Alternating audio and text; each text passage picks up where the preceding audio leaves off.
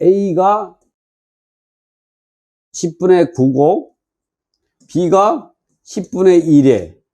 그리고 건물은 A가 소유하고 있는 거죠. A가. 이렇다고 해도 여기에 근저당이 설정이 되고 나가지고 A 지분만 경매돼 가지고 누가 낙찰받느냐? F가 10분의 9를 낙찰받았다고 하고 B가 10분의 1이라고 하더라도 이 A 건물은 법정사건 성립되지 않는다는 거예요. 그리고 이렇게 여기서처럼 B와 C한테의 그 토지 임대차 계약은 관리행위에 해당, 민법 제265조에 의해서 관리행위로서 적법하지만 그러한 관리행위가 그건 채권계약에 불과하기 때문에 그런 경우 그 동의 자체를 갖고 법정사건 인정하게 하게 된다면 B와 C한테 법정사건은 지상권을 설정하는 처분 변경에 이르기 때문에 법정사건을 인정하지 않는다. 우리가 이 빈 땅에 건물이 없는 빈 땅에 나대지라고 하죠. 나자가 벗을 나자에 함자로. 그러니까 돼지가 옷을 벗었다는 거죠.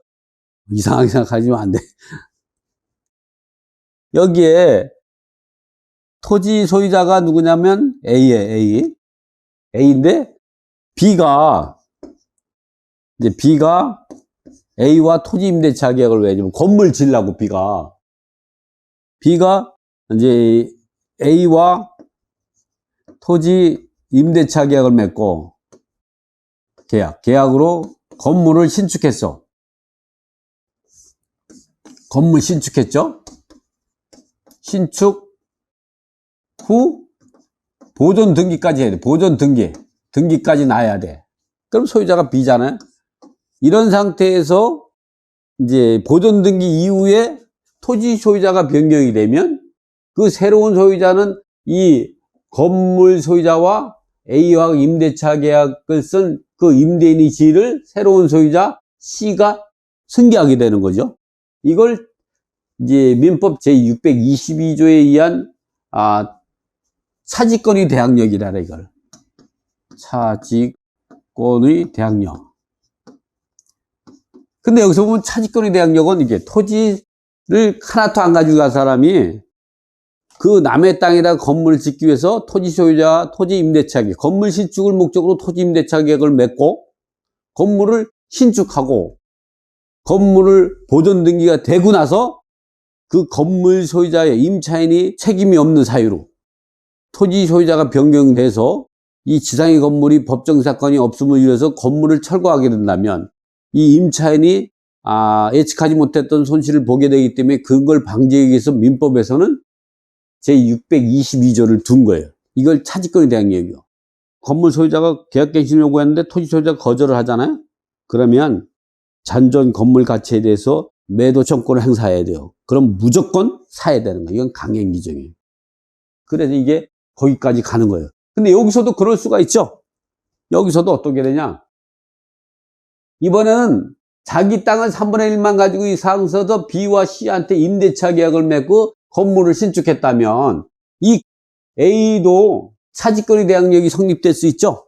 그럴 때 임대인의 지위가 변경이 됐을 때는 차지권의 대항이 성립돼요. 즉 B와 C 지분의 근저당이 설정인데 그거로 인해서 경매가 됐다. 건물이 보존 등기되고 나서 이 B와 C 지분의 근저당이 설정이 되고 그로 인해서 토지의 임대인이 변경이 됐다. 이럴 때는 차지권의 대항이 성립되죠. 그러나 임차인 자기 본인, 그러니까 요 임차인, 건물의 임차인인 가지고 있는 임차인 본인이 지분의 근저당을 설정하고 경매된 경우는 이런 경우는 차지권의 대항이 성립되는 게 아니에요. 이거는 임차인이 아니죠.